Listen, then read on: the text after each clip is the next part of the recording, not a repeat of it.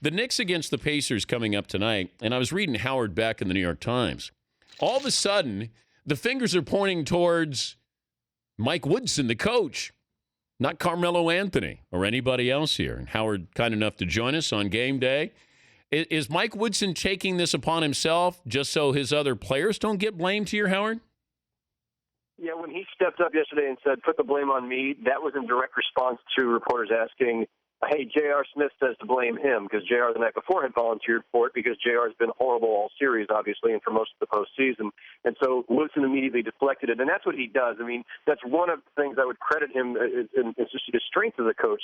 He's very much a guy who's going to protect his players, who's going to try to deflect blame, who's not going to put them out there on an island. But so that wasn't so much really a true blame me. He didn't really mean that. That was just a deflection. But I do think there is plenty of valid blame that could be directed at him at this point. But you have guys who are already signed up here. They brought back Woodson. He was interim. Now they made him full-time.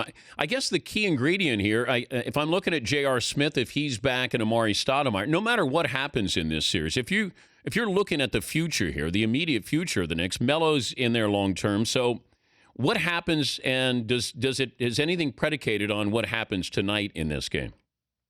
I don't think so, Dan, only because they just signed up Woodson a year ago. They did get to the second round. They haven't even been this far in, 13 years. So, I mean, this was a huge season for them, 54 wins, get to the second round. They certainly expected to get to the conference finals at least. And, a lot of people in this organization thought they could really give the Miami Heat a run for it. I didn't agree with that assessment, but there seemed to be some confidence internally with that. So I don't think, even though this is going to be falling short of expectations if they lose in the second round, I don't think there's any major consequences. I do think, this is going to hurt J.R. Smith's free agency for certain, which maybe makes it easier for the Knicks to keep him if they want to after what they've seen the last couple of weeks. But this is pretty much the same team coming back most likely because they're pretty much locked up payroll-wise. The piece they'd love to move if they could would be Amari Stoudemire, but no one's taking on that contract. And the piece that they need to bring back for all of his warts is J.R. Smith. And, after that happens, there really aren't a whole other lot of things that they can do to improve this roster. So they got to make the best of what they have. Howard Beck, New York Times NBA writer, joining us, Dan Patrick Show. I started to hear this yesterday where people are saying, Melo misses Jeremy Lin. And I said, no, he doesn't. I don't think Melo wanted Jeremy Lin on that team because of all the attention he was getting. Another guy who was going to take shots here. I criticize Melo. I probably color outside the lines with this just because if you tell me you're a great player, then do other things besides score. I can look at the players through history. You can be a great scorer. Chances are you probably did a few other things as well. Where do you stand with Carmelo?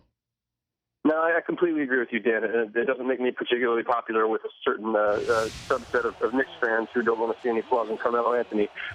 If you want to consider yourself one of the greats, as you said, you have to do more than score. And Carmelo, at times in his career, has done some rebounding. At times, he has defended a little harder than at other times. He's never been a great defender. He's certainly never been a great playmaker.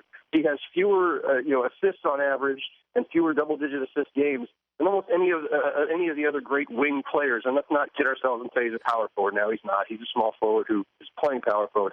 But he's far, far short of the assist totals of, say, Paul Pierce, Kobe Bryant, Scottie Pippen, and certainly Larry, Michael, and the rest.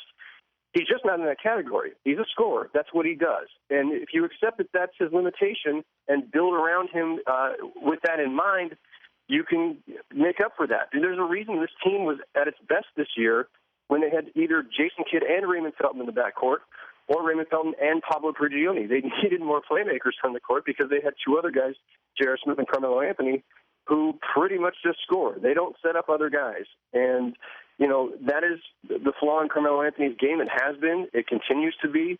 You're not going to see him with that game-winning assist the way we've seen with some of the others, Well, I appreciate a great scorer, Howard, but I look at Melo, and I feel like he played this way in high school, the 1 year in college, and he's played it every year pretty much in his NBA career. He can't change. Great players always add something to their game. Down through history, if it's Larry, it's Magic, it's Michael. If I start with the big three, they all added something to their game as they got older. What's Melo going to add?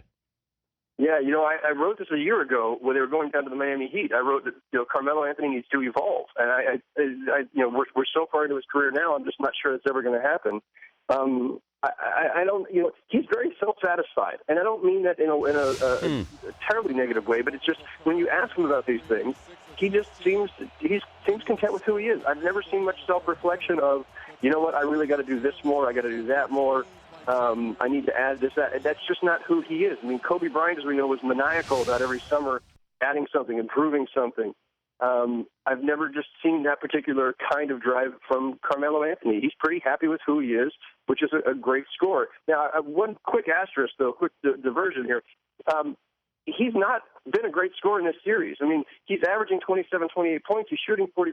So if you're going to consider yourself one of the greatest scorers of all time, you at least need to be scoring a lot and efficiently. And the fact is, and this is where the blame, I think, should be cast at him a lot in this series, he's shooting 40%. Paul George is shutting him down. If you're one of the all-time greats, that can't happen. Yeah, but you know what happens here? Every time we get a shovel full of dirt and we're ready to bury somebody, Melo's going to light up the night. JR is going to be all over the place. Tyson Chandler returns. Then we're going to be like, because we want a referendum after every game. We've got this all figured out. The Garden's going to be crazy. They forced a Game 7. Anything can happen. The likelihood of that playing out is what, in your opinion? It could happen. I could see them winning tonight and forcing it back to Indiana, but I don't think they're winning the series. I don't think they're winning 3 in a row.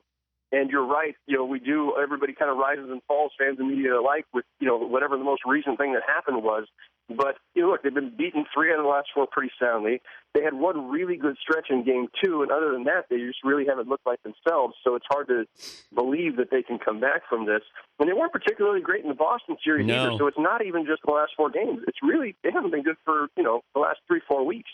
This Indiana team, and I think it was probably halfway through the year, I said this is a team that will give Miami a tough time if they meet in the playoffs again. We saw it last year. They probably learned from that.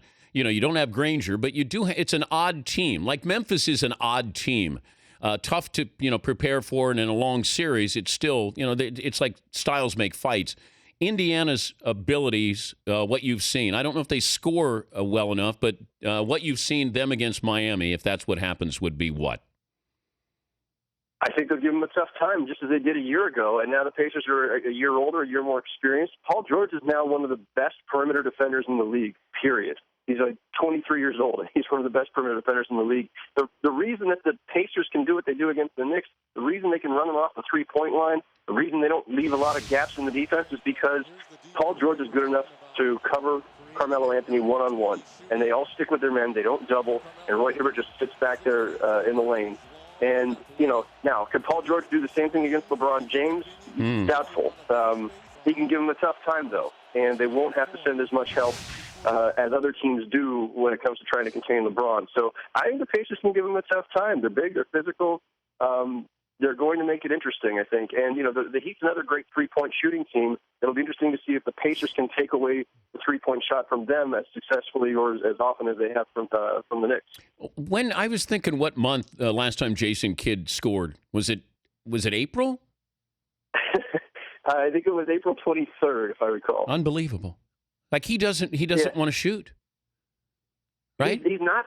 Yeah, he's really, really reluctant at this point. Now, that's in perspective here. It has been a long time since he scored, and it's been 8 games of not scoring. But he only takes 1 or 2 shots a game. And, I mean, even in the regular season, he didn't shoot a lot. But, yeah, he's shooting even less. I'd like to see Novak play a little bit more tonight. Novak and Chris Copeland, frankly. Yeah. I mean, look, Chris Copeland not only shoots the 3, he can score in some other areas of the court as well. He's a versatile kid. And they had some great minutes from him in the regular season. And Woodson really just kind of, dropped him when they got to the playoffs. Well, I look forward to the column tomorrow, Howard. Thanks, Dan. Appreciate it, man. Howard Beck, New York Times NBA writer.